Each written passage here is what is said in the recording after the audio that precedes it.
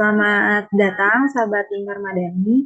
Terima kasih sudah meluangkan waktunya mengikuti pelatihan cerdas keuangan ekonomi pesisir.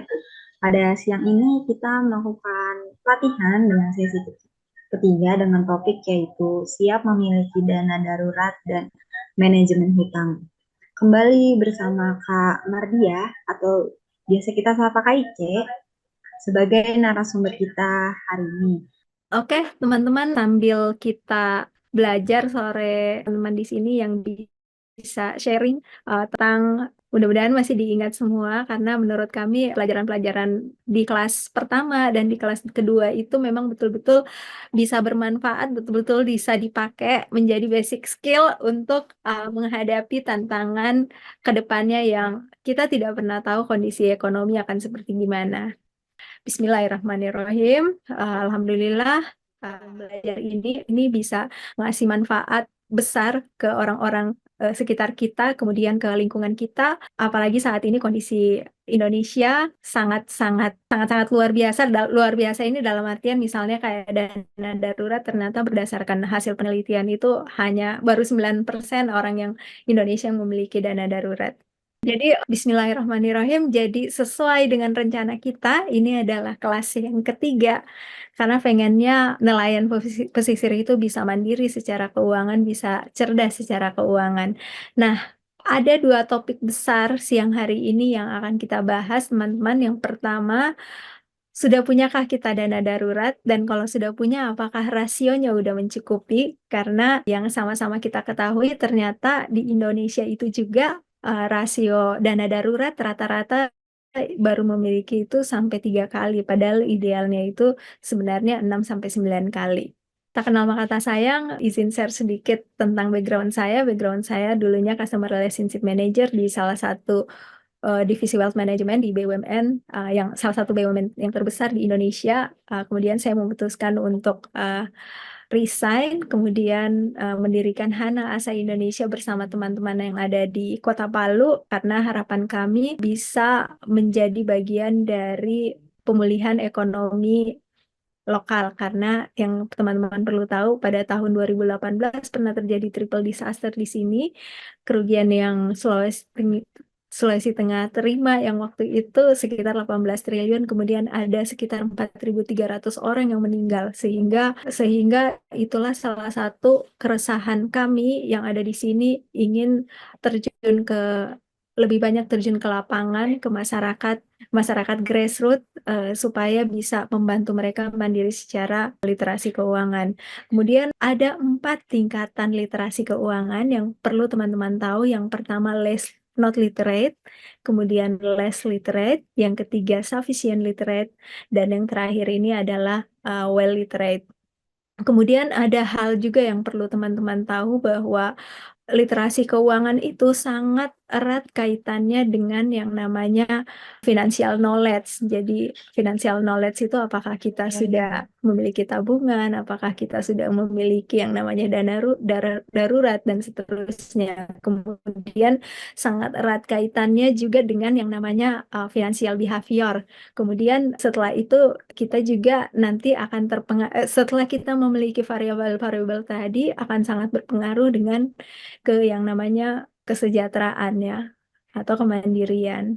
Nah, teman-teman, kalau kita misalnya buka artikel, itu banyak sekali yang kita dapati artikel tentang nelayan dan kemiskinan, sehingga di sini kami pengen sekali bisa membantu saudara-saudara kita nelayan yang ada di pesisir, khususnya yang di Walasea, supaya bisa mandiri secara keuangan. Nah, ini ada beberapa artikel yang pertama itu bilang, masihkah nelayan dalam belenggu kemiskinan? Kemudian ada lagi dinamika tentang kemiskinan di kalangan nelayan Indonesia. Dan terakhir itu ternyata saat ini nelayan kian terancam BBM, di mana yang kita tahu 60-70% biaya operasi tidak selamanya mendapatkan hasil tangkapan yang maksimal. Kenapa ya? Salah satunya itu karena mereka itu menghadapi yang namanya musim paceklik. Kemudian ada lagi yang menjadi kendala adalah terbentur sama modal. Apalagi yang tadi kami sampaikan, ternyata harga bahan bakar solar itu ya kenaikannya cukup besar sehingga rasanya sulit untuk ke hal-hal hal-hal penting ya yang harus didahulukan sesuai dengan piramida keuangan. Mereview pelajaran sebelumnya, kemarin kita udah belajar tentang piramida keuangan, di mana kita punya beberapa tangga yang harus kita lewati supaya kita merdeka secara finansial. Yang pertama, arus kasnya harus positif, terus yang kedua harus memiliki dana darurat, kemudian manajemen utangnya harus oke, dalam artian salah satunya cicilan utangnya itu rasionya harus berada di antara 30 sampai 35%. Setelah terpenuhi tangga yang pertama, nanti kita akan masuk lagi ke tangga kedua yang disebut dengan insuran atau asuransi. Jadi merupakan suatu kewajiban supaya kita bisa mengalihkan resiko, jadi harus memiliki yang namanya asuransi. Setelah terpenuhi item pertama dan item kedua, kemudian kita nanti akan masuk ke belajar tentang investasi. Setelah itu mempersiapkan dana pensiun, dan terakhir baru mempersiapkan waris. Oke, next. Mereview juga tentang pelajaran sebelumnya. Kita kemarin belajar tentang bagaimana sih cara menghitung future value serta present value. Mudah-mudahan ada yang masih ingat di sini. Sambil kita belajar, kita sambil coba latih-latih otak dulu ya teman-teman. Jadi ini ada contoh kasus yang kita hadapi di lapangan. Jadi ada nelayan yang namanya Pak Budi. Pak Budi ini pengen banget menabung karena anaknya sebentar lagi itu akan masuk kuliah. Nah, perkiraannya 3 tahun lagi dana yang dibutuhkan untuk masuk kuliah itu 10 juta, teman-teman. Kalau asumsinya suku bunganya 6%, kira-kira berapa yang harus ditabung mulai dari sekarang? Silakan teman-teman. Oke. Jadi Pak Budi harus punya 10 juta nih 3 tahun lagi. Oke, 3, rate-nya 6% ya teman-teman ya. Oke, jadi kita perlu nyari present value-nya ya. Oke, jadi nominalnya 8.396.192 ya. Oke. Sip, teman-teman yang lain kalau ada yang masih bingung, jangan ragu-ragu untuk ngasih pertanyaan di kolom chat ya. Waktu itu saya sangat terkesan dengan kehidupan nelayan yang kami kunjungi langsung rumahnya. Jadi rumahnya itu Mbak Bila hanya rumah di atas laut kayak gitu. Suami istri, beliau sehari-hari pekerjaannya nelayan ya, mencari ikan. Anaknya ada 2 orang. Senang sekali ya bisa lihat kehidupan nelayan, terus bisa lihat laut yang apa begitu melimpah hasilnya. Tapi mirisnya itu kok mereka masih kondisinya masih belum sejahtera gitu. Mereka cerita sama kami kalau katanya kalau cuaca sedang buruk, nelayan itu nggak ada yang ke laut. Tentunya uang masuk pun tidak ada, paling hanya mengandalkan sisa-sisa pendapatan sebelumnya untuk beli kebutuhan rumah, Mbak Ica. Tapi kadang kami itu tetap nekat walaupun kita tahu resikonya itu harus menyabung nyawa ya kalau nekat melaut dengan hasil seadanya. Tapi biaya yang kami keluarkan itu sangat besar untuk BBM. Nah, kendala yang lain lagi, teman-teman, akses untuk pendidikan di mereka ini sangat-sangat terbatas ya.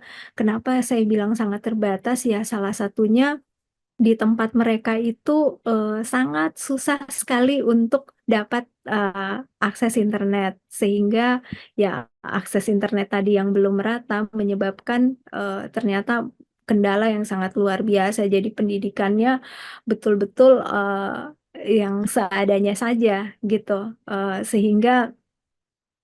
Sehingga perlu lebih banyak lagi gerakan edukator keuangan yang mau turun ke lapangan supaya bisa lihat langsung nih kondisi yang ada di sana dan bisa berbagi langsung ya. Kemudian kami juga menyadari kurangnya kepemilikan dana darurat di Indonesia ini. Ternyata kalau kami kaji itu ada 3 faktor besar. Yang pertama, literasi keuangan memang masih sangat rendah, sehingga mereka mereka itu belum memahami apa pentingnya dana darurat. Kemudian yang kedua, ternyata tingkat pendapatan masyarakat itu juga rendah. Nah, masyarakat dengan pendapatan rendah ini sulit sekali untuk menyisihkan dana untuk salah satunya itu untuk dana darurat. Dan yang ketiga yang kami tangkap bahwa ternyata kebiasaan konsumtif yang jadi kita itu punya kebiasaan konsumtif sehingga uangnya itu cenderung habis untuk hal-hal yang tidak hal yang tidak penting ya. Nah, kekurangan dana darurat ini bisa menimbulkan masalah. Jadi antara lain masalahnya itu sulit sekali untuk memenuhi kebutuhan mendesak. Kemudian terjadinya utang. Jadi masyarakat yang tidak memiliki dana darurat untuk kebutuhan mendesak itu sering sekali berhutang. Hal ini akhirnya menimbulkan masalah yang baru lagi di kemudian hari. Kemudian yang ketiga, ini juga yang perlu menjadi catatan kita ya. Di sini ada kerusakan mental dan emosional. Kondisi dana darurat yang tidak terantisipasi ini dapat menyebabkan yang namanya financial stress. Nah, kalau kita udah kena financial stress ini, indikasinya seperti misalnya sedih berlebihan, khawatir berlebihan, bahkan kalau yang tingkat parahnya ini bisa terjadi kekerasan rumah tangga ya. Sehingga untuk kepemilikan dana darurat ini ada upaya-upaya yang harus kita lakukan. Yang pertama, meningkatkan literasi keuangan masyarakat. Nah, di sini perannya bukan hanya pemerintah, juga lembaga-lembaga terkait ya. Perannya salah satunya orang-orang seperti kita ya. Semakin banyak untuk kita turun ke lapangan, kemudian berbagi ilmu seperti ini. Terus yang kedua, peningkatan pendapatan masyarakat. Kemudian yang ketiga, mengubah kebiasaan konsumtif masyarakat tadi sehingga bisa mencari celah-celah dari sisi yang lain atau biasa disebut dengan side hustle, pendapatan lain sehingga kita pendapatannya itu bisa meningkat. Kemudian yang keempat, yang paling penting juga adalah menyiapkan dana darurat dengan menyisihkan pendapatan kita ke pos yang sudah ditentukan. Nah, ini tentang nelayan lagi. Oke. Nah, berdasarkan kepemilikan alat tangkap, nelayan itu dibagi-bagi ya. Ada yang disebut dengan nelayan buruh, ada juga yang disebut dengan nelayan juragan, ada juga disebut dengan nelayan perorangan. Nah, ini piramida keuangan. Tadi kami udah sampaikan kira-kira polanya seperti ini, teman-teman. Harapan saya, kita yang ada di dalam kelas ini bisa terpenuhi semua tahapan piramida keuangannya supaya kita bisa berbagi manfaat ke orang-orang sekitaran kita khususnya. Kemudian ini lagi ya. Jadi di sini ada beberapa manfaat dan pentingnya dana darurat ya. Khususnya untuk kita peserta yang ada di sini. Yang pertama itu harapan kami agar peserta mampu mengatasi situasi darurat. Yang kedua, agar peserta pelatihan punya yang namanya rasa aman. Jadi ingat tingkatannya kemarin ada tiga. Pertama, aman secara keuangan. Terus yang kedua, nyaman secara keuangan. Dan ketiga, baru yang namanya financial freedom ya. Baru kita bisa mendistribusikan keuangan kita atau kekayaan kita. Tujuan yang ketiga, agar peserta itu mampu menghitung yang namanya EF. EF ini emergency fund ya atau dana darurat. Kemudian agar peserta mampu mengumpulkan dana darurat. Kemudian agar peserta paham instrumen apa aja sih untuk mengumpulkan dana darurat. Nanti kita akan pelajari di slide ya teman-teman ya. Nah, kemarin di kelas pertama dan kelas kedua, kita banyak sekali cerita tentang siklus kehidupan keuangan. Nah, kenapa itu penting? Karena waktu itu jalannya cepat sekali ya, teman-teman. Ya, otomatis kita harus mengelola yang namanya waktu. Karena kalau nggak dikelola, ya tahu-tahunya kita udah tua, tahu-tahunya kita udah sakit-sakitan, tangan dan kaki udah nggak kuat lagi nih untuk kerja. Mereview juga materi sebelumnya, masa pensiun kalau ASN itu antara 55 tahun, kemudian kalau wirausaha itu di 65 tahun. Nah, bisa dilihat di slide sini, ini adalah siklus kehidupan keuangan 0 sampai 20 itu kita memang memasuki masa anak-anak atau pertumbuhan fisik kita serta perkembangan intelektual lagi bertumbuh di situ termasuk dengan perkembangan emosional kemudian sosial. Kemudian kita akan memasuki yang namanya tahap mengumpulkan kekayaan. Setelah itu biasanya itu ada yang SMA bahkan udah nyari uang ya teman-teman. Kemudian tahap yang kedua, tahap melipat gandakan kekayaan. Nah, di tahap-tahap ini teman-teman, sebenarnya kita sudah harus diwajibkan nih mulai mengumpulkan dana, misalnya dana darurat tadi ya. Manajemen utangnya bagus. Kenapa seperti itu ya? Kembali lagi, kalau kita pengen berinvestasi, waktu itu adalah teman terbaik dari investasi. Semakin mudah kita berinvestasi, semakin panjang waktunya akan semakin besar imbal hasil yang akan kita terima. Kemudian yang kedua, kita akan memasuki yang namanya tahap melipat gandakan kekayaan. Nah, nanti kita akan belajar juga ya di kelas investasi gimana sih cara melipat gandakan kekayaan. Salah satunya itu melakukan yang namanya aset alokasi.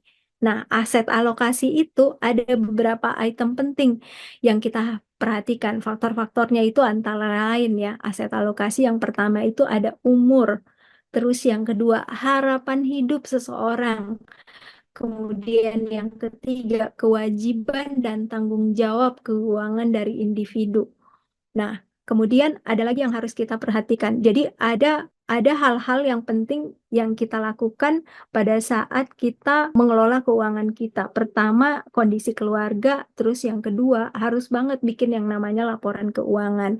At least kita ada arus kas ya yang di fundamental keuangan tadi. Terus kemudian kita punya juga yang namanya tujuan keuangan. Tujuan keuangan dibagi menjadi tiga, 1 sampai 3 tahun itu tujuan jangka pendek, kemudian 3 sampai 5 tahun tujuan jangka menengah, dan di atas 5 tahun itu tujuan jangka panjang.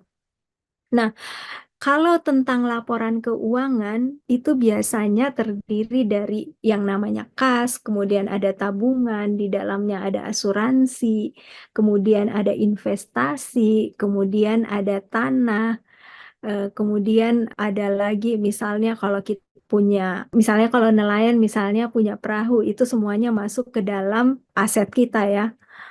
Nah, ini siklus kehidupan keuangan kita sudah sama-sama tahu. Dari yang pertama itu tahap mengumpulkan, kita akan melewati masa anak-anak, kemudian mulai mencari pekerjaan, menghasilkan uang atau penghasilan. Kemudian yang kedua itu tahap melipat gandakan kekayaan itu di sini biasa disebut dengan family development ya. Jadi kita udah mulai cari pundi-pundi kekayaan kita mulai dari mana nih.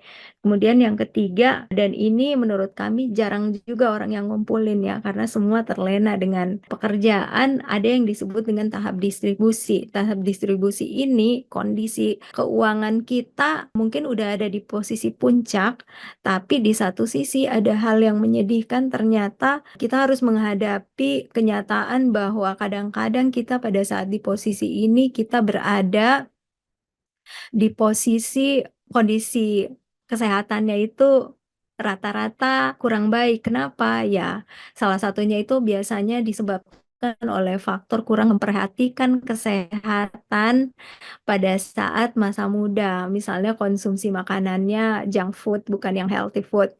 Kemudian ada juga resiko-resiko yang akan kita hadapi pada masa-masa tersebut. Halnya pertama pengeluaran terlalu banyak, kemudian tingkat hutang yang terlalu besar, kemudian apalagi gagal untuk menabung dan menginvestasikan dananya, gagal untuk menentukan tujuan hidup, gagal untuk merencanakan keuangan keluarga, gagal dalam melakukan praktek atau implementasi rencana keuangan, kemudian gagal, ada juga yang gagal menjadi dewasa, bahkan sebagian yang anak-anak nelayan mungkin ada yang gagal dalam melanjutkan sekolah karena orang tua tidak punya yang namanya dana pendidikan ya, lupa mengalokasikan untuk dana pendidikan. Sehingga kalau kita berada di kondisi-kondisi seperti tadi, ya tugas kita memanfaatkan kesempatan. Yang pertama, segera menginvestasikan. Kalau ada uang, segera diinvestasikan. Kemudian bangun mumpung masih muda, coba mulai belajar ya, konsisten belajar. Kemudian yang paling penting juga, teman-teman nelayan itu mulai yang namanya bangun usaha ya, entah itu ultra mikro atau mikro, mulai dicoba gimana caranya supaya ada yang namanya pendapatan sampingan. Dana darurat ini merupakan dana yang sengaja dipersiapkan, yang disimpan untuk antisipasi dan dapat digunakan ketika peristiwa atau keadaan darurat atau keadaan mendesak. Nah, di sini teman-teman ada 3 tingkatan dana darurat. Yang pertama, Monetary Emergency Fund, kemudian intermediate. Kami turun ke lapangan, kami melakukan riset juga ya ke kelompok yang kami bina. Ternyata ada 2%, 32% nelayan ini ternyata penghasilannya itu nggak cukup untuk dana darurat. Jadi dia tahu nih tentang dana darurat, tapi penghasilan saya Mbak Isya nggak cukup. Kemudian yang ketiga, penghasilannya itu habis untuk konsumsi. Jadi 24% itu habis untuk konsumsi teman-teman. Sangat menyedihkan sekali ya. Kemudian yang keempat, penghasilannya itu habis untuk modal. Di awal tadi kita sudah cerita bahwa 60-70% itu uang mereka itu habis untuk beli BBM salah satunya ya. Karena di remote area itu harga BBM itu betul-betul sangat mahal. Bahkan di tempat yang kami kunjungi kemarin itu ada yang sampai 15.000 per liter, sampai 20.000 per liter. Karena kenapa? Karena kondisi geografisnya itu sulit banget untuk ditempuh. Mengulang cerita yang kemarin itu, saya pada saat harus ke tempat mengajar, bayangin saya harus terbang dulu ke Makassar sekitar 2 jaman. Kemudian dari Makassar saya harus terbang ke Luwuk, dari Luwuk harus menunggu kapal motor dulu, berangkatnya jam 4 sore, kemudian 4 jam lagi dilanjutkan dengan perjalanan kapal, kemudian harus dilanjutkan dengan perjalanan darat, motor atau naik mobil. Bahkan ada kondisi di tempat kami mengajar itu hanya bisa diakses menggunakan motor trail, dan ini betul-betul sangat menyedihkan ya. Teman-teman kebayang nggak kalau misalnya orang sakit di sana, harus si orang sakit tadi harus diikat di belakang motor trail, diikat dengan pengemudi yang di depannya biar nggak jatuh. Kenapa ya? Salah satunya karena di sana itu nggak ada puskesmas. Jadi betul-betul sangat miris kehidupan di area pedalaman ya. Nah, di sini kami juga menulis mengapa sih nelayan itu harus memiliki yang namanya dana darurat. Di sini ada 8 poin besar yang kami tulis ya. Yang pertama, antisipasi kebutuhan mendesak. Kemudian yang kedua, mengurangi ketergantungan akan hutang. Jadi ada sebagian kecil ya, terlilit sama utang. Jadi istilahnya harus gali lubang, tutup lubang. Kemudian biar siap menghadapi hal-hal yang tidak terduga. Nelayan itu resikonya sangat besar ya teman-teman ya, menghadapi lautan luas tanpa di cover asuransi, tidak ada dana darurat, udah terlilit utang, itu harus gimana kira-kira kondisinya tuh kalau hal yang dialami seperti itu. Jadi sangat tinggi resikonya ya. Kemudian kenapa harus punya dana darurat? Ya supaya masa depannya itu lebih tenang ya. Walaupun saya pernah baca artikel ya teman-teman, ternyata nelayan itu walaupun berada pendapatannya kadang-kadang defisit ya, ternyata mereka itu tingkat kebahagiaannya itu cukup tinggi. Ya mungkin salah satunya karena pemandangan alamnya luar biasa ya. Tapi ya kita harus akui, mau nggak mau dana darurat ini tetap harus terpenuhi. Kemudian yang kelima, supaya aman dari krisis finansial. Keenam, agar terhindar dari belanja konsumtif, belanja yang nggak perlu. Kemudian yang ketujuh, antisipasi saat ada bencana alam, khususnya kami yang ada di Sulawesi Tengah ini kan hidupnya berdampingan sama bencana ya. Jadi di sini itu ada sesar Palu Koro di 2018 kemarin, tiba-tiba terjadi gempa, tiba-tiba terjadi tsunami, ditambah likuifaksi, itu betul-betul hal-hal yang di luar dari rencana kita, hanya Allah yang tahu ya. Kemudian yang terakhir itu untuk mempermudah tercapainya tujuan keuangan. Nah, tujuan keuangan ini, teman-teman, seperti yang kita pelajari di kelas pertama dan kelas kedua, harus dituliskan di dalam metode SMART ya, spesifik, measurable, achievable, relevant, and time bound. Ini ada besaran nominal dana darurat. Jadi setiap individu itu kebutuhannya berbeda-beda.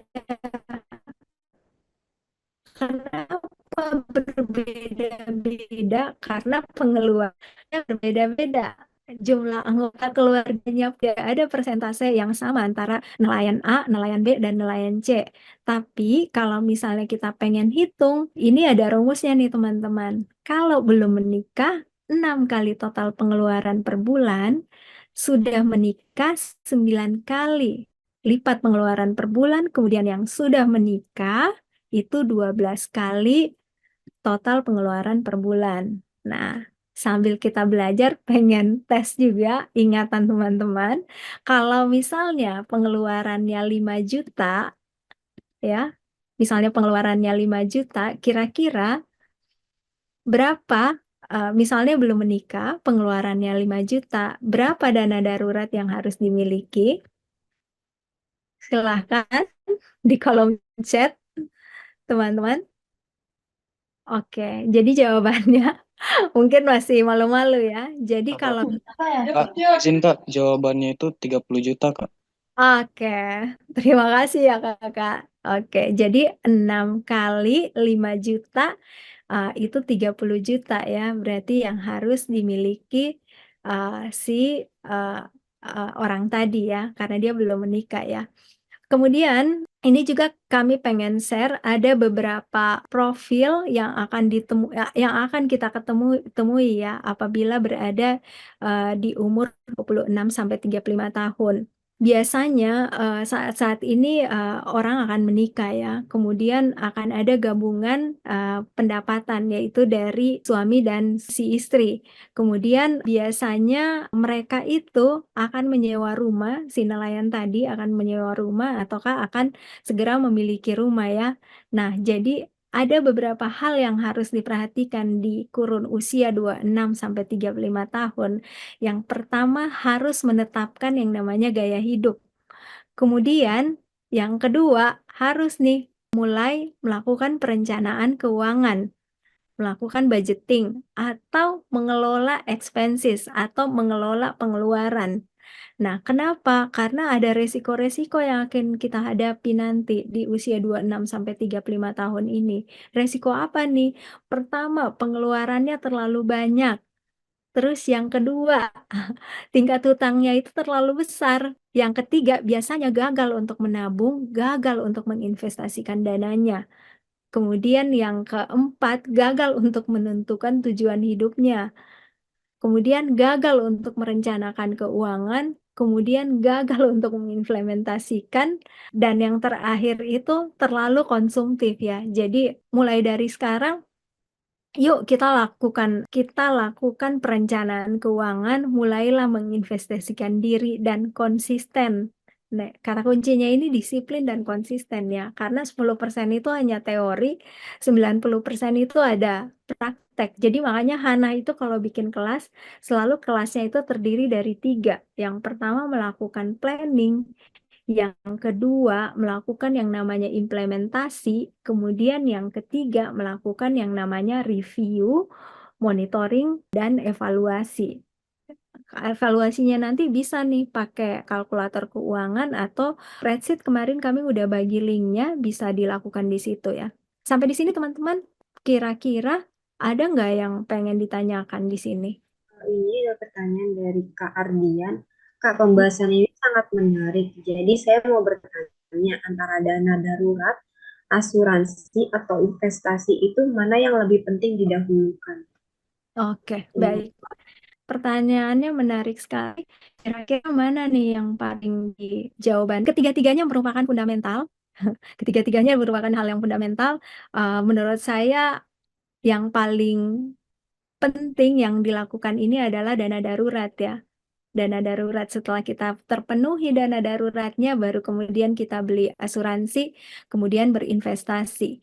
Nah, ada hal yang penting, ada 3 poin penting yang kami catat di sini supaya si nelayan tadi bisa mempersiapkan dana daruratnya. Yang pertama, cek dan pahami kondisi keuangan. Nah, caranya gimana nih? kita melakukan yang namanya pemetaan atas penghasilan dan pengeluaran rutin setiap bulan dengan mencatat penghasilan dan pengeluaran rutin tadi. Bedakan antara kebutuhan primer, kebutuhan sekunder, dan tersier. Nah, Kak Adrian tadi gimana nih Kak Adrian? Udah paham ya? Jadi ternyata kita harus punya dana darurat dulu. Ya, Kak, Terus paham, Kak, paham. Terus yang kedua, harus kita bedakan nih, mana yang kebutuhan, mana yang keinginan. Nah, kita beralih yang kedua ya, yang tadi yang pertama untuk mempersiapkan dana darurat, cek dan pahami kondisi keuangan. Yang kedua, teman-teman, atur anggaran keuangan, menyusun anggaran pengeluaran, kemudian termasuk juga anggaran untuk tabungan dan investasi. Yang ketiga, mulai menghitung dan tentukan estimasi nominal dana darurat. Besaran nominal dana darurat setiap nelayan itu berbeda-beda. Setelah memetakan dan mengatur anggaran keuangan, kita bisa mengetahui berapa besaran nominal dan dana darurat yang ideal. Kita tes ingatan lagi, kalau misalnya pengeluarannya 5 juta per bulan, sudah menikah, belum punya anak, kira-kira berapakah dana darurat yang harus dimiliki? Silakan di kolom chat kalau ada yang 11% ya? oke. Jadi kalau sudah menikah, Kak, sudah menikah belum punya anak itu minimal dana daruratnya itu 9 kali total pengeluaran, Kakak. 9 ya? Iya, betul sekali. Jadi, Kali 9 deh. iya kali 9 deh, Kak. 9 juta. Jadi 9 kali 5 juta ya, berarti 45. Saya pengen tahu juga nih di kelas, kira-kira siapa yang sudah punya dana darurat? Kalau misalnya belum, kenapa sih dana daruratnya belum bisa terkumpul? Silakan kakak-kakak. Oke, saya mau bertanya juga nih. Soalnya saya juga masih kemarin putus di hari kedua Iya, soal dana darurat itu. Itu kenapa kok bisa lebih besar dana darurat daripada penghasilannya? Itu bagaimana? Bagaimana pemikiran dasarnya itu? oke. Pertanyaannya kenapa? Dana darurat itu lebih besar dari penghasilan kita. Itu seperti apa itu? Coba kalau saya mohon penjelasannya. Iya, iya, oke. Kenapa dana darurat itu lebih besar dari penghasilan ya, Kak? Tadi kan penghasilannya cuman misalnya pengeluarannya 5 juta, misalnya taruhlah 10 juta ya, penghasilannya lebih besar karena resiko atau musibah yang akan datang itu kita tidak pernah tahu kan. Jadi itu memang sudah ada rasionya, Kak. Sudah ada rasionya supaya kita berada di posisi yang aman. Supaya Ya, kita berada di posisi yang aman. Nah, setelah dilakukan riset, Kak, tentang dana darurat ini, kalau misalnya belum menikah itu memang 6 kali atau belum punya anak 9 kali. Kalau misalnya sudah punya anak itu minimal harus ada 12 kali. Jadi kakak sebenarnya ini ada rasio tentang dana darurat ya. Jadi ternyata ada dari 2000 berdasarkan data ya dari 2011 ke 2021 itu menunjukkan bahwa 61,7% masyarakat Indonesia itu tidak punya yang namanya dana darurat. Kenapa sih orang tidak punya dana darurat? Karena rata-rata mereka ini tidak punya yang namanya tujuan keuangan.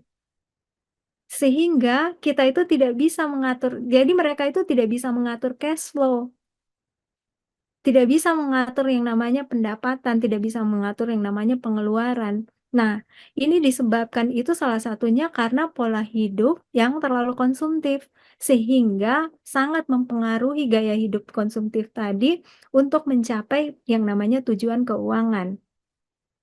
Nah, jadi ya itu tadi faktornya itu sangat boros ya. Apalagi sekarang kita itu sangat dimudahkan dengan yang namanya belanja online ya, karena ada iklan, karena ada diskon. Jadi karena kemudahan-kemudahan tadi, walaupun kemudahannya kecil-kecil, tapi secara akumulatif itu ternyata berdampak sangat signifikan informasi-informasi ini sehingga kita itu tertrigger untuk belanja. Seperti itu. Jadi sangat disarankan ya masyarakat Indonesia, yuk kita mulai menyisihkan pendapatan kita, menyisihkan sekian persen, minimal 10% ya dana darurat ini disisihkan dari tabungan. Kalau teman-teman kita sudah berhasil menyisihkan dana darurat ini, insya Allah kita bisa aman secara keuangan dan mengurangi juga yang namanya level stres tadi.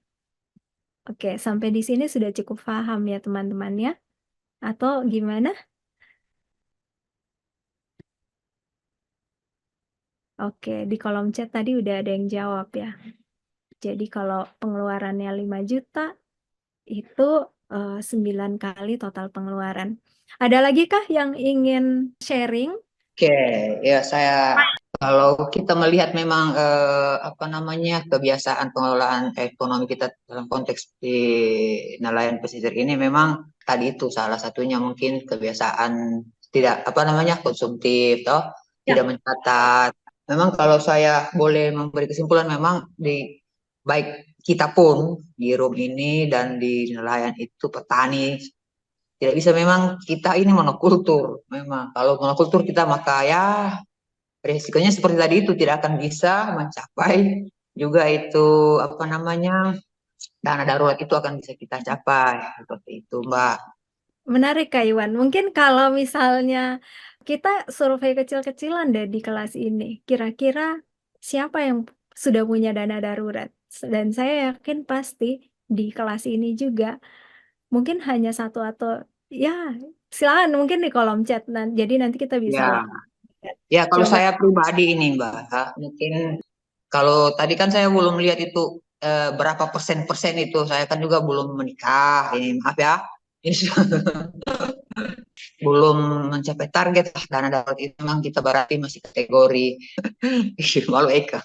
Terima kasih banyak Kak Iwan. Ini sangat diapresiasi ya karena Kak Iwan jujur banget ya. Makasih banyak Kak Iwan. Jadi kita juga ya, ikut senang karena mengakui ya kalau memang ada kekurangan dari kita. Jadi kayak begini Kak, besarannya Kak Iwan.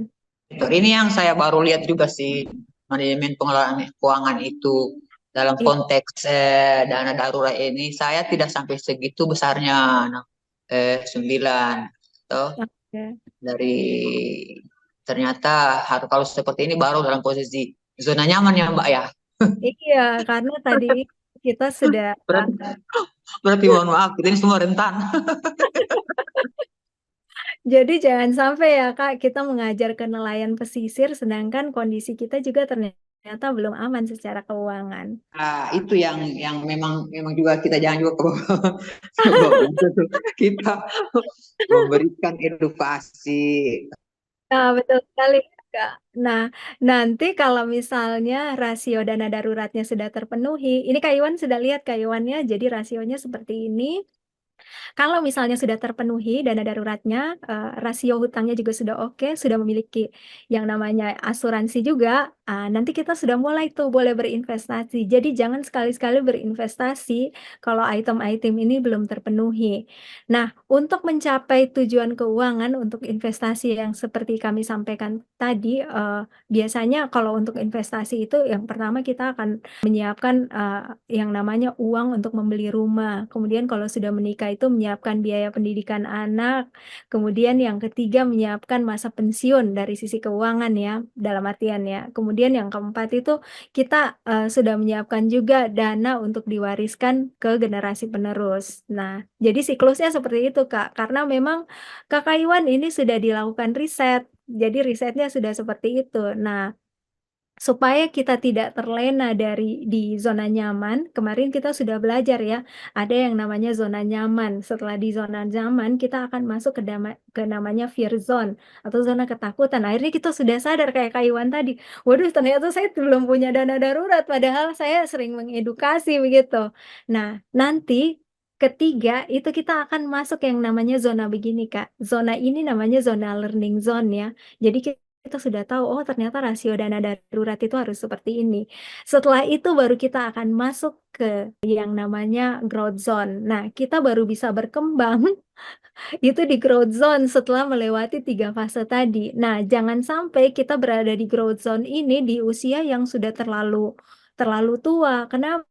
Karena pada saat tua itu biasanya ya kita akan mengalami yang namanya penurunan kesehatan. Misalnya apa nih? Karena gaya hidupnya kurang sehat, misalnya merokok atau minum, terus konsumsi makanannya juga tidak berimbang sehingga sudah sakit-sakitan nih Kak Iwan. Mungkin pas mau kerja sudah kena asam urat, terus kondisi mata juga sudah mulai kabur, tangan dan kakinya udah nggak kuat lagi yang bekerja. Jadi perlu yang namanya kita berada di growth zone. Jadi kita di pelajaran 1 dan pelajaran 2 itu kita sudah pernah sampaikan bahwa kita harus membuat yang namanya habit tracker salah satunya.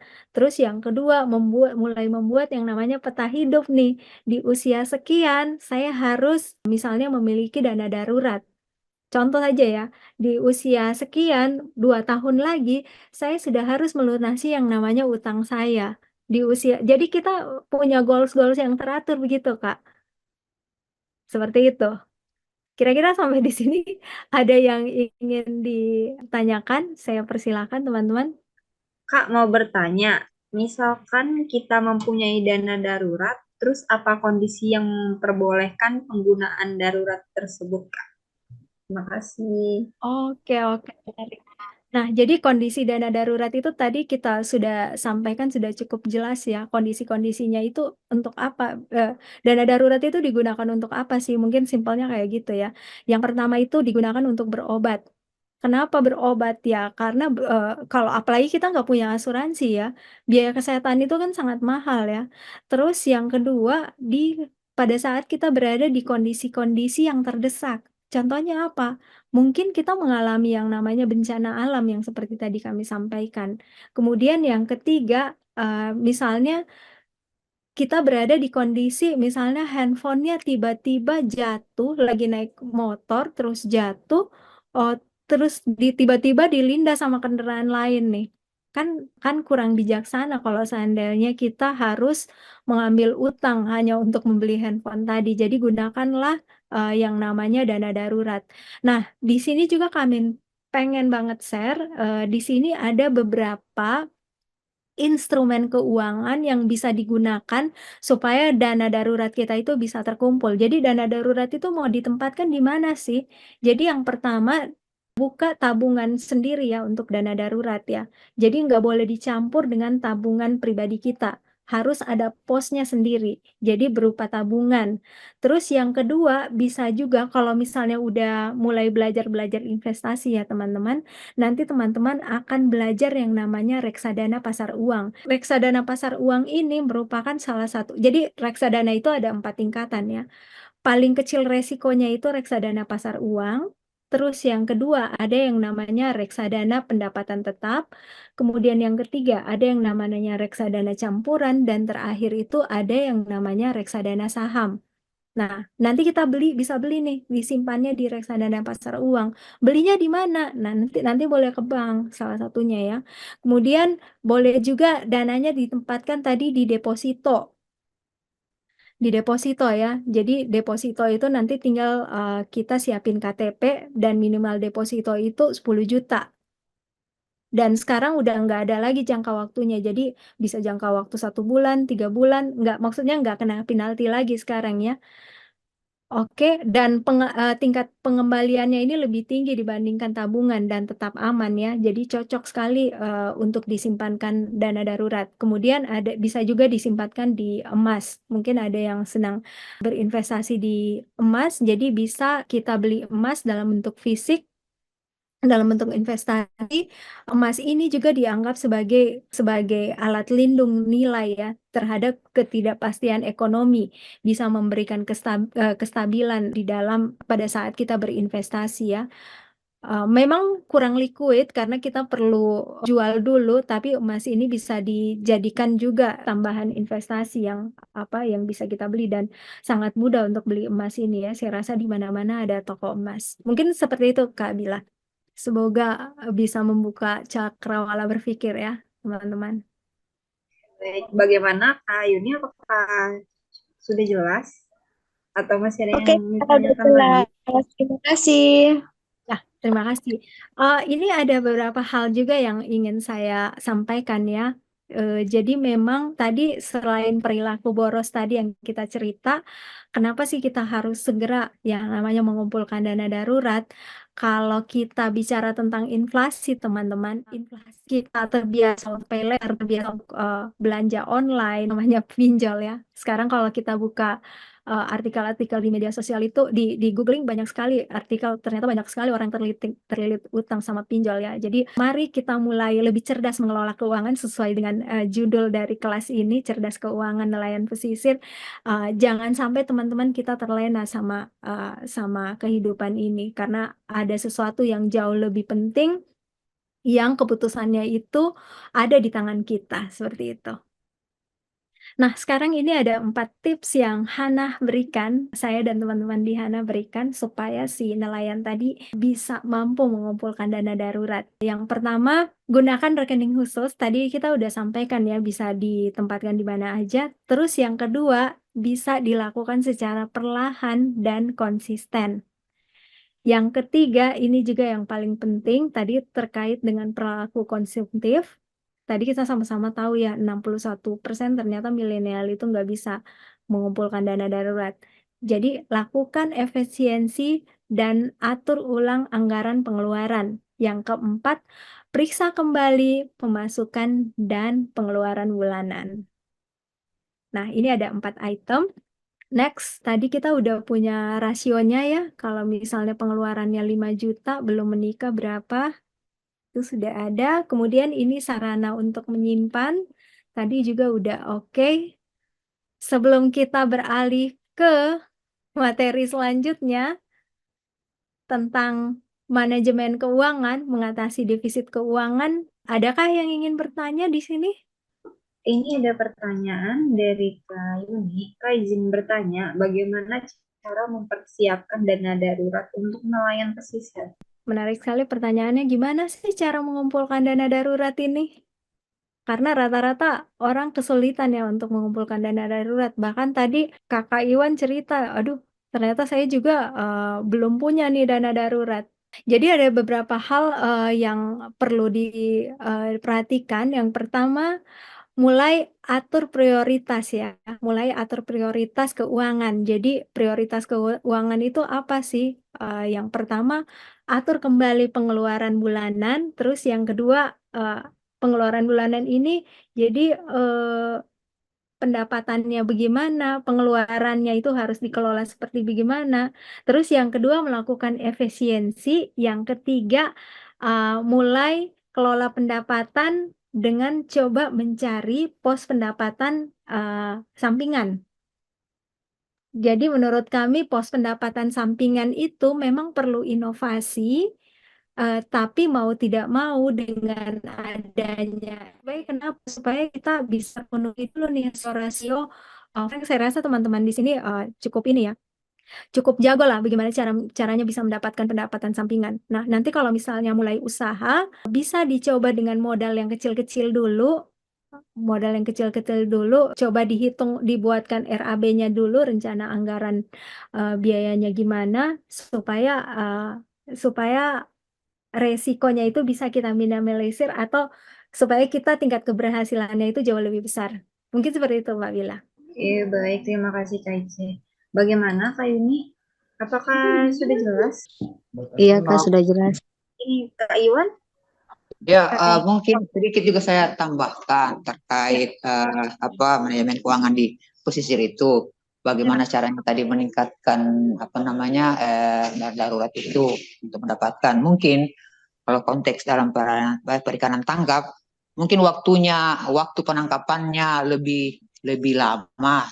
Yang tadinya mungkin dari pagi pulang siang, mungkin di 1 hari atau mungkin bahkan satu malam bawa bekal, toh. Yang kedua juga kok saya lupa ya. Jadi pertama waktu juga, kok saya blank ini. Saya lupa, lanjut dulu. Terima kasih banyak Kak Iwan, tapi sangat-sangat ini ya, sangat-sangat membantu ya. Salah satunya berarti waktu kerjanya itu bisa jauh lebih panjang ya Kak Iwan, kayak gitu ya?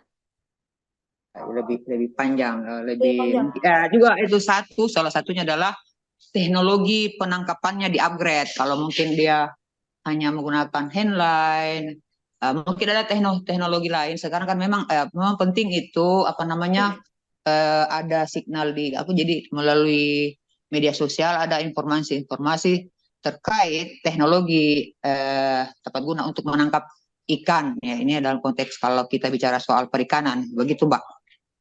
Oke, sip. Keren, keren, keren. Makasih Kak Iwan. Oke, kita lanjut lagi. Teman-teman di sini juga ada beberapa resiko sebenarnya teman-teman ya.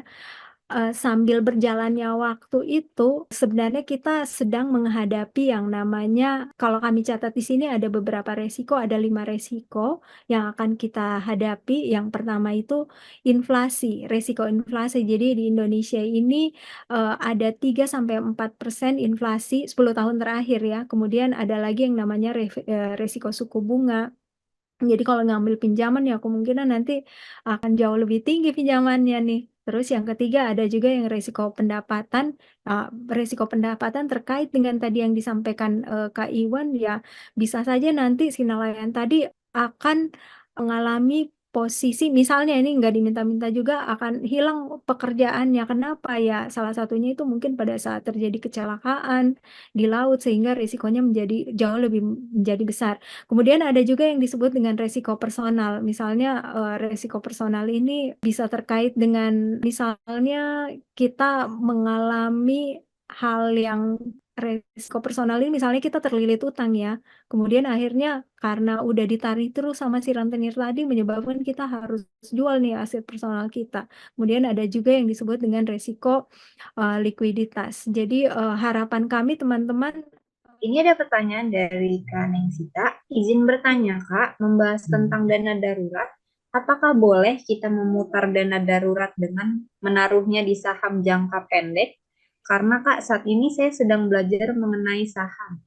Oke, silakan.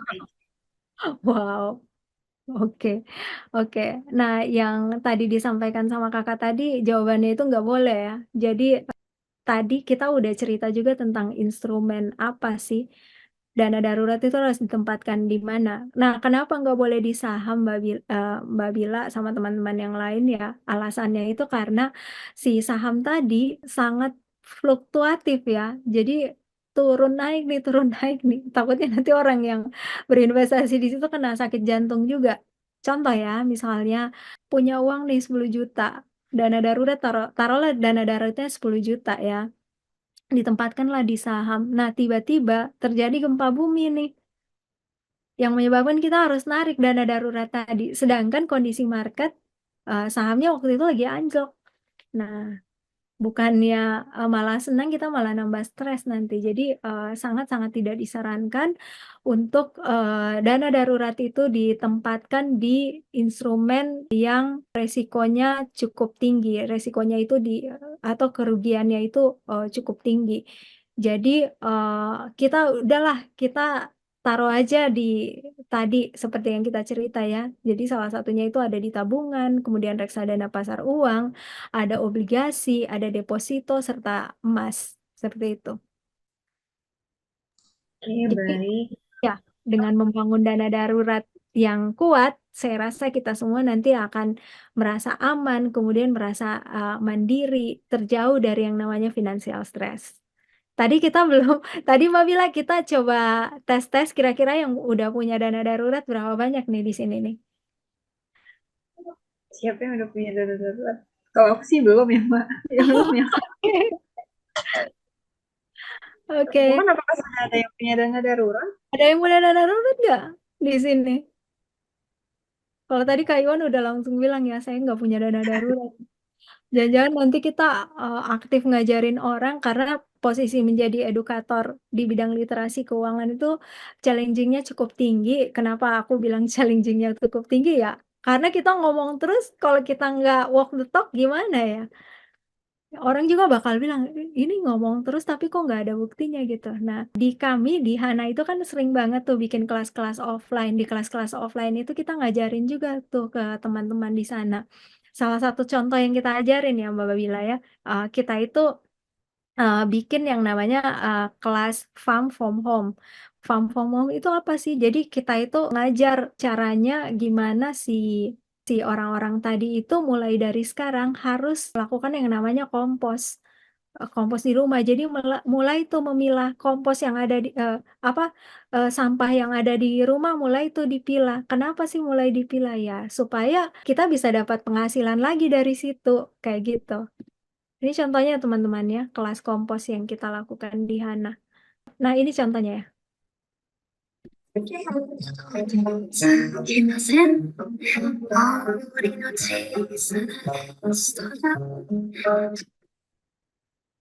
Jadi kayak gitu teman-teman. Nah, ini ada juga nih. Ini hasil kompos kita ya.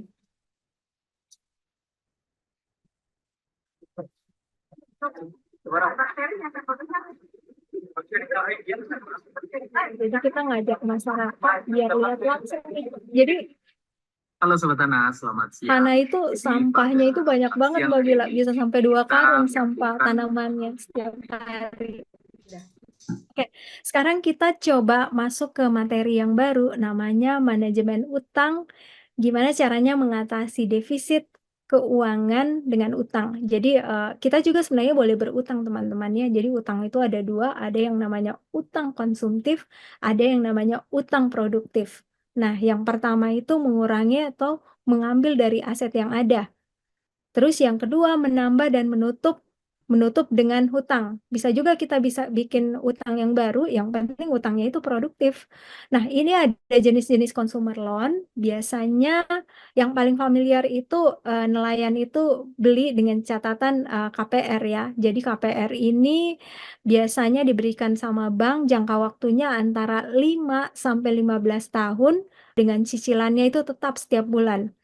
Perhitungan yang digunakan itu biasanya disebut dengan bunga efektif dan cicilannya itu biasanya dibayar di akhir bulan.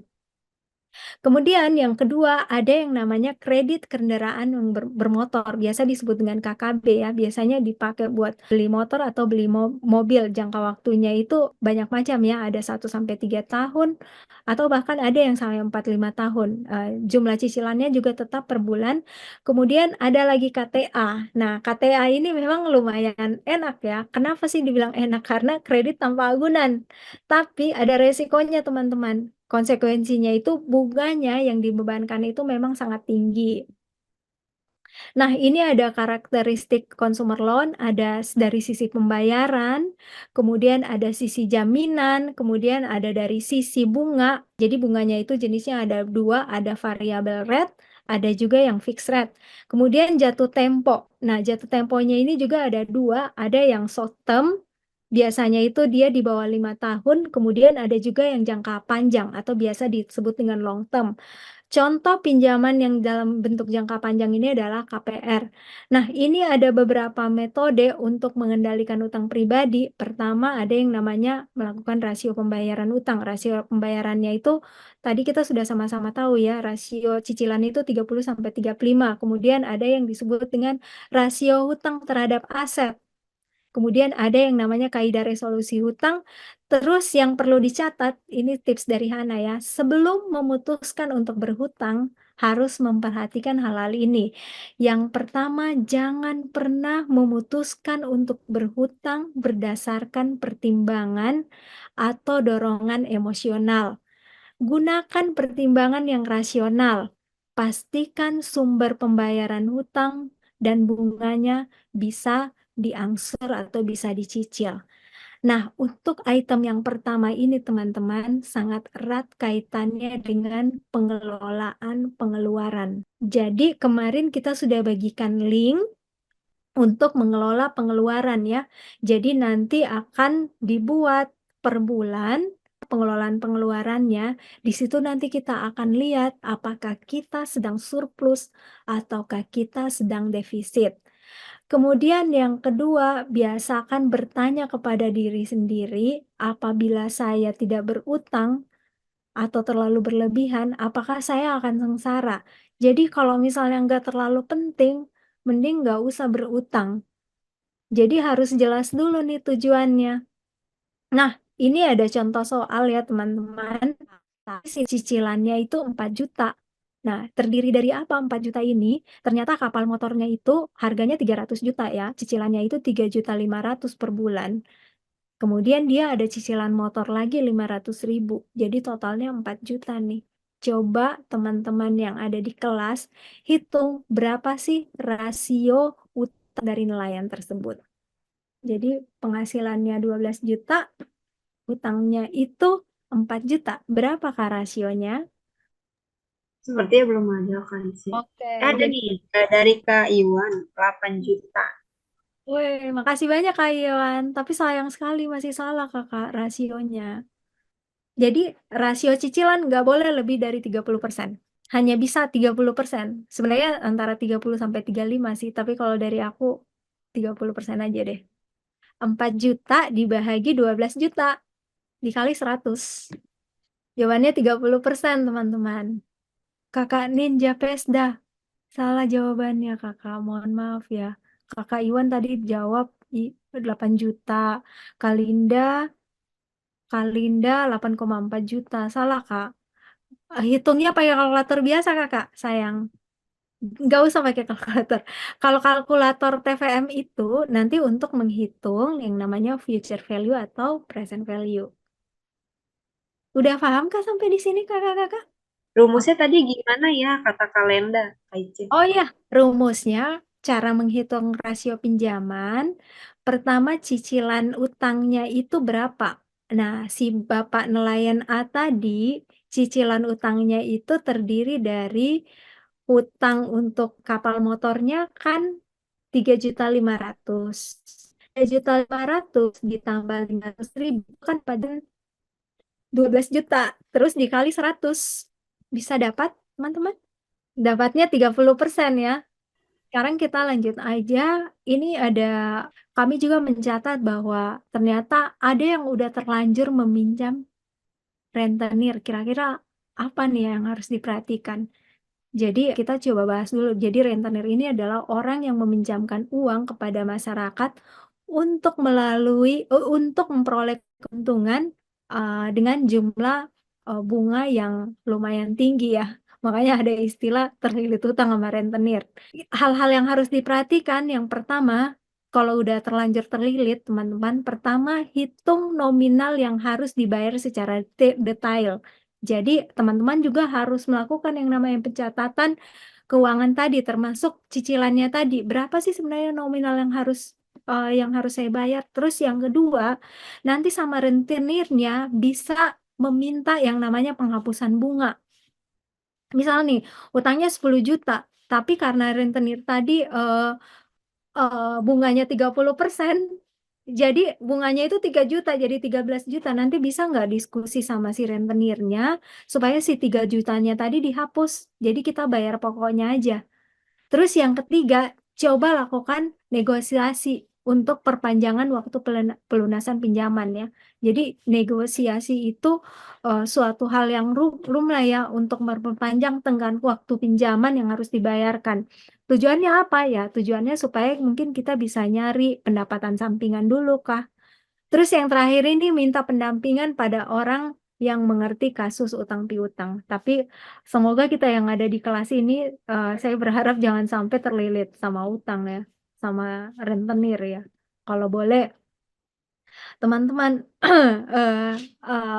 biar kita hilang atau jauh dari yang namanya financial stress, jangan deh sampai kita terlilit utang di rentenir. Kabila kayaknya di kolom chat ada yang nanya lagi tuh. Ini jawaban teman-teman ya, Kak Ice, terkait pertanyaan Kak Ice yang tadi. Masih dengan yang tadi, ini banyak ada pertanyaan. Oke. Belum ada, Kak.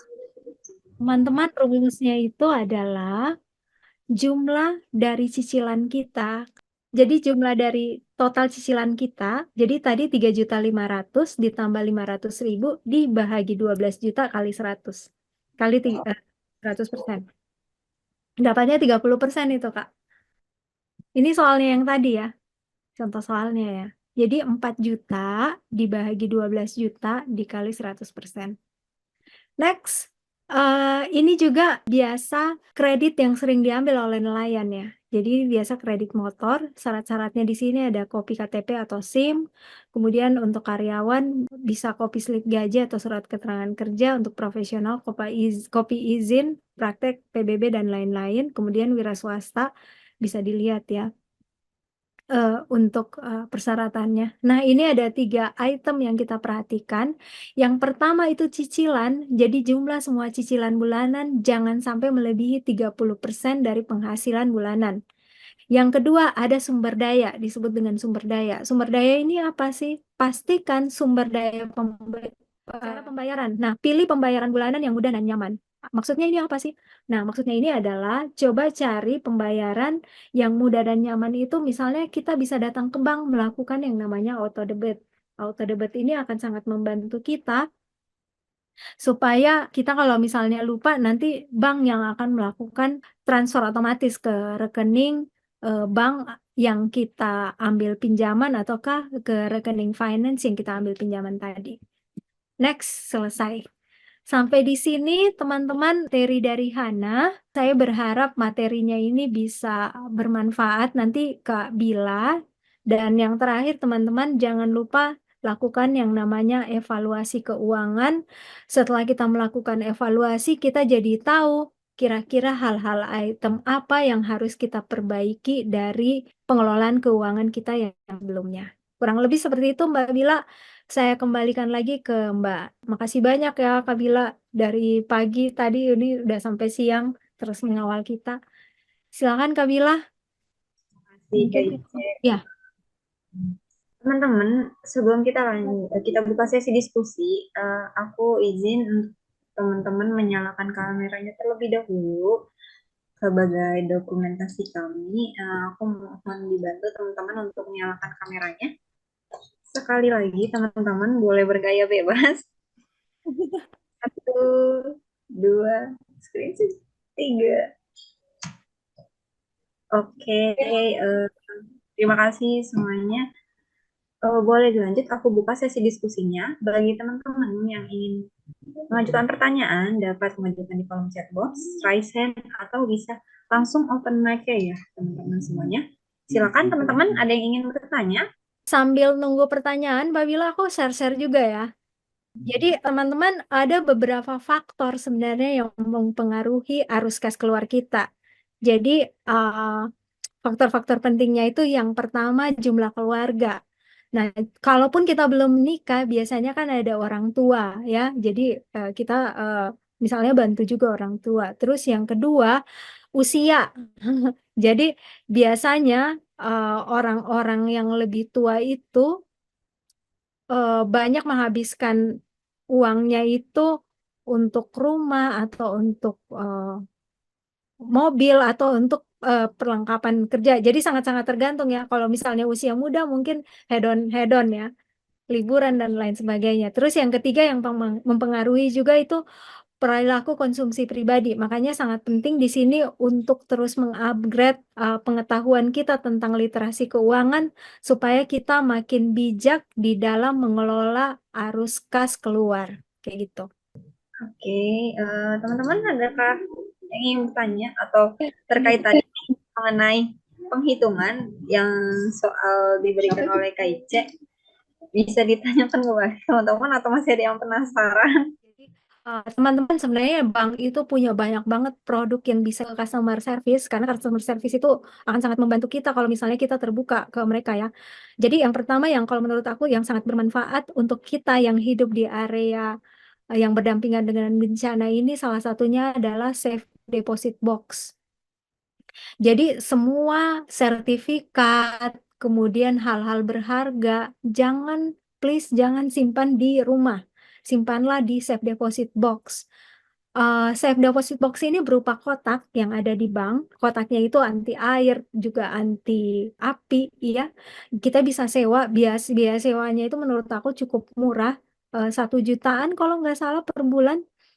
Bisa digunakan di sana. Bayangin aja kalau 1 juta dibagi 12 itu kan paling kita ngeluarin per bulan itu 1 juta dibagi 12 ya murah-murah banget ya.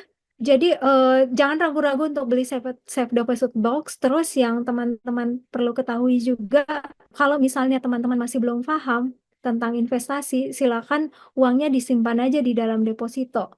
At least terakhir itu aku pernah ngecek bunga deposito itu bisa 4,5% per bulan daripada kita harus simpannya di tabungan. Jadi jangan biasakan simpan di tabungan itu jumlahnya banyak. Jadi kalau boleh ditaruh di instrumen yang bisa menghambat nilai investasi ya. Tadi itu kita udah tahu bahwa nilai investasi itu nominalnya persentasenya itu 10 tahun terakhir nonton konten di YouTube kah tentang yang penting dana produk di bank. Ada yang namanya DPLK, dana pensiun lembaga keuangan, itu murah banget. Syaratnya itu cuma siapin KTP teman-teman, biaya pembukaan rekeningnya itu cuma 50.000 aja teman-teman. Yuk kita buka dana pensiun. Terus nanti kalau boleh teman-teman bisa juga pakai aplikasi ya. Kalau aplikasi jadi udah bisa download tuh aplikasi-aplikasi bank. Jadi nanti bisa akan lihat kira-kira berapa sih nominal tabungan kita sekarang, investasi kita berapa, dana pensiunnya udah berapa. Terus jangan lupa juga kondisi kita saat ini terkait dengan literasi keuangan itu sangat tergantung dengan circle pertemanan. Jadi semakin banyak berteman dengan orang yang tahu tentang keuangan akan lebih baik. Jadi jangan sungkan-sungkan untuk bertanya. Kira-kira kalau misalnya pengeluaran saya banyak, kira-kira saya malas menulis, kira-kira apa sih yang harus saya lakukan? Atau boleh juga teman-teman download aja aplikasi teman-teman, aplikasi untuk tracking keuangan ya, financial tracker itu banyak kok kalau kita googling banyak kok. Terus yang paling penting juga jangan lupa identifikasi sama evaluasi rencana keuangan teman-teman. Jadi udah sampai di mana nih persentasenya? Dana darurat saya udah terkumpul sudah berapa banyak nih kayak gitu. Saya pengen cerita ini deh kalau gitu, kalau misalnya belum ada yang bertanya. Jadi pernah ada riset ya teman-teman, tahun 2008 ternyata taraf kesejahteraan taraf kesejahteraan kita itu ternyata tidak hanya diukur dari fisik dan kesehatan. Ingat ya teman-teman, tidak diukur dari fisik dan kesehatan, tapi juga sangat dipengaruhi yang namanya spiritualisme. Jadi yang pertama kita bisa, jadi uh, ada 3 item ya. Salah satu indikatornya itu ya GDP ya, namanya social well-being, yaitu kesejahteraan sosial. Diukurnya dari mana sih? Nah, diukurnya ini dari tingkat pendidikan, teman-teman. Pendidikan itu tingkat pendidikan ada yang non formal, terus ada yang formal ya. Kemudian ada yang namanya physical well-being. Physical well-being ini apa sih? Physical well-being ini disebut dengan kesejahteraan fisik ya. Indikatornya itu mulai dari status gizi, kemudian status kesehatan, terus tingkat mortalitas dan tingkat morbilitas. Nah, ada juga item-item yang kita perhatikan teman-teman. Ada yang disebut dengan financial knowledge. Jadi kita wajib banget nih mengupgrade yang namanya pengetahuan kita tentang keuangan ya, mulai dari tabungan, deposito, asuransi, kemudian investasi. Nah, ada lagi yang disebut dengan financial behavior atau perilaku keuangan. Nah, item-itemnya itu teman-teman ya, pertama menetapkan tujuan keuangan. Yang kedua, bisa memperkirakan biaya secara akurat per bulan. Jadi, saya udah tahu nih per bulan nanti biaya-biaya ini yang akan keluar.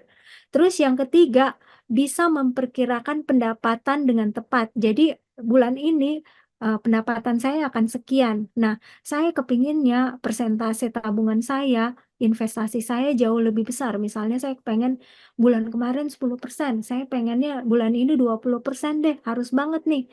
Kemudian yang ketiga, ada yang namanya perencanaan penganggaran belanja ya.